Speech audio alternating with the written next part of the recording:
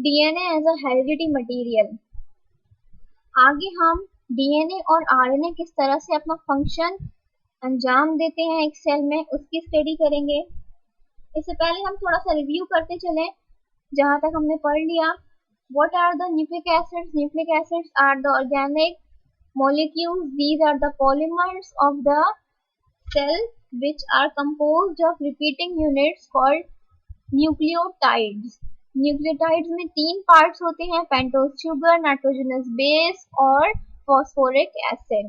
Pentose sugar DNA में deoxyribose होती है और आरएनए में राइबोज। नाइट्रोजनस बेसिस दो टाइप्स के होते हैं, purine basis and pyrimidine basis. Purine basis में डबल रिंग होती है और इसमें आते हैं एडेनिन और guanine. Pyrimidine basis single ring structure होता है और इसमें आते हैं cytosine, thymine and uracil. DNA में nitrogenous bases cytosine, thymine, adenine and guanine होते हैं, जबकि आरएनए में एडेनिन, गुआनिन, साइटोसिन और यूरेसिल मौजूद होती है। फॉस्फोरिक एसिड दोनों में मौजूद होते हैं और फॉस्फोरिक एसिड दोनों में पेंटोज शुगर की 5th कार्बन पे अटैच होते हैं, जबकि नाइट्रोजनस बेस 1st कार्बन पे अटैच होती है। ये इनके स्ट्रक्चर, न्यूक्लियोटाइड्स का स्ट्रक्चर हो गया। डीएनए में दो स्ट्रैंड्स होते हैं पॉलीन्यूक्लियोटाइड के, जबकि आरएनए में सिंगल स्ट्रैंड होता है पॉलीन्यूक्लियोटाइड का। डीएनए प्रेजेंट होता है मोस्टली इन द न्यूक्लियस, लेकिन कुछ परसेंटेज प्रेजेंट होती है in the mitochondria and chloroplast. RNA 90% is present in the ribosome, जबकि ये प्रेजेंट होता है in the nucleus and cytoplasm too. DNA का मेजर फंक्शन ये है कि ये हेरिडिटी मटेरियल को कंटेन करता है और ये कंटेन करता है तमाम कोडेड इंफॉर्मेशन को जो कैरेक्टर के इनहेरिटेंस के लिए रखी जाती हैं। आरएनए वो हेरिडिटी मटेरियल डीएनए से लेकर राइबोसोम में पहुंचाता है और प्रोटीन के सिंथेसिस को कैरी आउट करता है। हम इसका मैकेनिज्म देखते हैं कि ये किस तरह से होता है। डीएनए जीन्स अपने आप को एक्सप्रेस करती हैं बाय सिंथेसिस ऑफ एंजाइम्स, और एंजाइम्स प्रोटीन से बनते हैं, यानी कि जीन्स अपने आप को एक्सप्रेस करती हैं as an expression of synthesis of proteins. In other words, genes जो इंफॉर्मेशन अपने अंदर रखती है वो होती है प्रोटीन के सिंथेसिस की इंफॉर्मेशन। हमारे पास न्यूमरस टाइप्स के प्रोटीन्स हैं, लेकिन अमाइनो एसिड्स जो है वो 20 काइंड्स के हैं। इसीलिए एक प्रोटीन दूसरी प्रोटीन से डिफर करती है in the type and the sequence of amino acid it contains. DNA contains the sequence of amino acid in a proteins information. इसका मतलब ये है कि डीएनए में जो इंफॉर्मेशन होती है वो ये होती है कि किस प्रोटीन में कौन सी सीक्वेंस होनी चाहिए अमाइनो एसिड की। ये जेनेटिक इंफॉर्मेशन है। 20 अमाइनो एसिड कोड करते हैं डीएनए की इंफॉर्मेशन को, और एक कोडॉन बनता है 3 बेसिस नाइट्रोजनस बेसिस से। और इन कोडॉन्स की अरेंजमेंट इतनी वास्ट वैरायटी में होती है कि हमारे पास जेनेटिक इंफॉर्मेशन की एक ह्यूज अमाउंट प्रेजेंट होती है in each and every cell of the living body. RNA किस तरह से कैरी करता है इंफॉर्मेशन को from the DNA to the cytoplasm, जहां पे राइबोसोम मौजूद होते हैं। RNA as a carrier of information.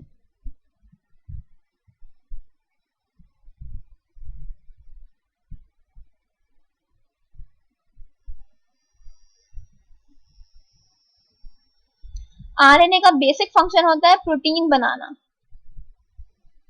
और प्रोटीन बनाने की जो इंफॉर्मेशन लिखी है वो डीएनए में लिखी है। प्रोटीन बनेगा साइटोप्लाज्म में राइबोसोम्स के अंदर, और जो इंफॉर्मेशन है प्रोटीन बनने की वो न्यूक्लियस के अंदर जो डीएनए मौजूद है उसमें कोडेड है। तो आरएनए ऐसे फंक्शन करता है कि ये पहले डीएनए से इंफॉर्मेशन लेकर आता है राइबोसोम में, और फिर राइबोसोम में प्रोटीन की सिंथेसिस होती है। इस प्रोटीन के सिंथेसिस के 2 स्टेप्स हैं।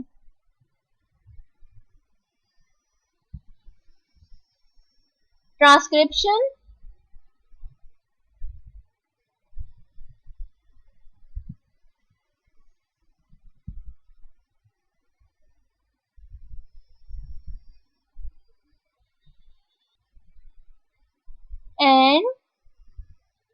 ट्रांसलेशन।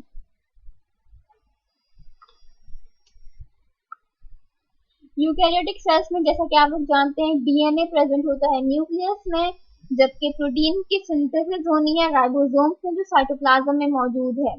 इसीलिए ट्रांसक्रिप्शन में ये होता है कि जो आरएनए के मॉलिक्यूल्स न्यूक्लियस में मौजूद होते हैं वो एक कॉपी बनाते हैं डीएनए की इंफॉर्मेशन की फ्रॉम द डीएनए सेगमेंट।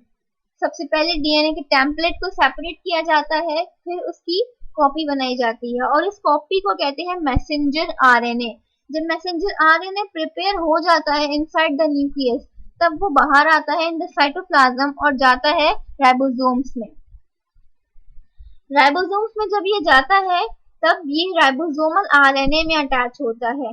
तो मैसेंजर आरएनए का फंक्शन क्लियर होता है कि मैसेंजर आरएनए कैरी करता है information from the nucleus to the ribosomes और ये कॉपी बनाता है डीएनए के जेनेटिक इंफॉर्मेशन की।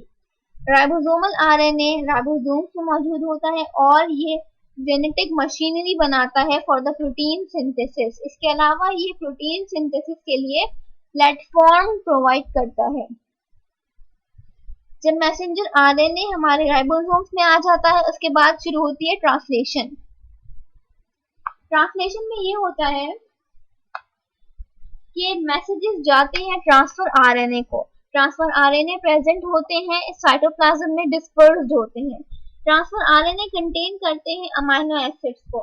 एक पर्टिकुलर ट्रांसफर आरएनए एक पर्टिकुलर अमाइनो एसिड को कंटेन करता है और जब उसके पास मैसेज जाता है कि अब प्रोटीन की सिंथेसिस होनी है तो ट्रांसफर आरएनए राइबोसोम्स में आकर अपने अमाइनो एसिड्स को ड्रॉप करते हैं और मैसेंजर आरएनए को देते हैं और अरेंज करते हैं in the proper position for the polypeptide chain synthesis. एक पर्टिकुलर ट्रांसफर आरएनए एक पर्टिकुलर मैसेंजर आरएनए को कोड करता है। इसी तरह messenger RNA is a sequence of the language of codons, जबकि ट्रांसफर आरएनए के पास लैंग्वेज होती है the sequence of amino acids को। इसको ट्रांसलेशन प्रोसेस इसलिए भी कहते हैं क्योंकि ट्रांसफर आरएनए में होती है sequence of amino acid, messenger RNA में होती है सीक्वेंस ऑफ न्यूक्लियोटाइड्स या सीक्वेंस ऑफ कोडॉन्स। तो the language of codons is translated into the language of amino acids in the process of translation। जब ये सारे अमाइनो एसिड्स राइबोसोम्स पे आ जाते हैं तो इनके बीच में पेप्टाइड लिंकेजेस बनते हैं और इस तरह पॉलीपेप्टाइड चेन बन जाती है और इसकी 3D स्ट्रक्चर्स बन जाते हैं और ये बन जाती है प्रोटीन्स। हमारे पास न्यूक्लियोटाइड बनने के भी 2 स्टेप्स हैं। न्यूक्लियोटाइड याद रहे मोनोमर है न्यूक्लिक एसिड्स का।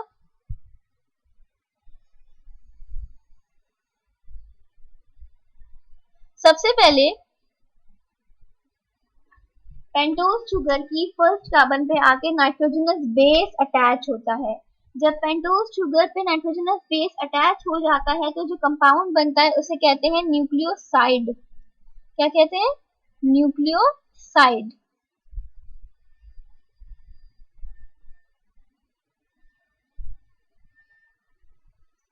फिर न्यूक्लियोसाइड में अटैच होता है आके phosphoric acid on the carbon number 5 और फिर ये बना लेते हैं न्यूक्लियोटाइड। तो न्यूक्लियोटाइड से पहले एक स्टेप आता है जिसे कहते हैं न्यूक्लियोसाइड। न्यूक्लियोसाइड में पेंटोज शुगर पे सिर्फ बेस अटैच होती है, फॉस्फोरिक एसिड नहीं होता और इसे हम न्यूक्लियोसाइड कहते हैं। उसके बाद जब फॉस्फोरिक एसिड 5th कार्बन पे आ जाता है तो वो न्यूक्लियोटाइड बना लेता है। हमारे पास न्यूक्लियोटाइड 2 मेजर हैं जो कॉम्प्लेक्स ऑर्गेनिक मॉलिक्यूल्स बनाते हैं। These are the DNA, RNA और ये बनाते हैं पॉलीन्यूक्लियोटाइड। जबकि हमारे पास सेल में मोनोन्यूक्लियोटाइड्स और डाइन्यूक्लियोटाइड्स भी एग्जिस्ट करते हैं। मोनोन्यूक्लियोटाइड एक होता है जिसकी एग्जांपल है एटीपी। एक मोनोन्यूक्लियोटाइड में न्यूक्लियोटाइड के हर कंपोनेंट का एक एक पार्ट होना चाहिए, यानी कि पेंटोज शुगर एक, नाइट्रोजनस बेस एक और फॉस्फोरिक एसिड एक। जबकि एटीपी एडेनोसिन ट्राइफॉस्फेट एक एक्सेप्शन एग्जांपल है मोनोन्यूक्लियोटाइड की, जिसमें 3 फॉस्फेट मौजूद होते हैं। Adenosine means adenine plus ribose sugar, triphosphate 3 phosphate, यानी कि adenine plus ribose sugar plus 3 phosphate, they are attached in forming the adenosine triphosphate. Adenosine triphosphate में 2 एनर्जी रिच फॉस्फेट बॉन्ड्स होते हैं और ये यूज होते हैं for the transfer of energy within the cell. ATP is the highly rich energy compound of the cell. Dinucleotides में जो major dinucleotides हैं, this is the mononucleotide. Mononucleotide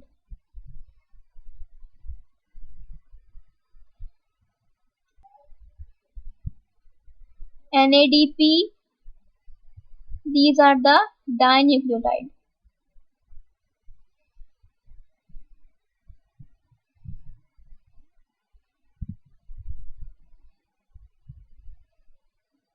डाइन्यूक्लियोटाइड्स में क्या होगा कि 2 nucleotide they will be linked together by covalent bond. 2 nucleotide link together, एक साथ link हो जाएंगे कोवेलेंट बॉन्ड के जरिए। सबसे ज्यादा इंपॉर्टेंट डाइन्यूक्लियोटाइड होता है निकोटीनामाइड एडेनिन डाइन्यूक्लियोटाइड। ये एक कोएंजाइम है जो डिहाइड्रोजनेज एंजाइम के साथ काम करता है रेस्पिरेशन में और इलेक्ट्रॉन कैरियर होता है मेजॉरिटी ऑफ द रिएक्शंस में, लाइक रेस्पिरेशन।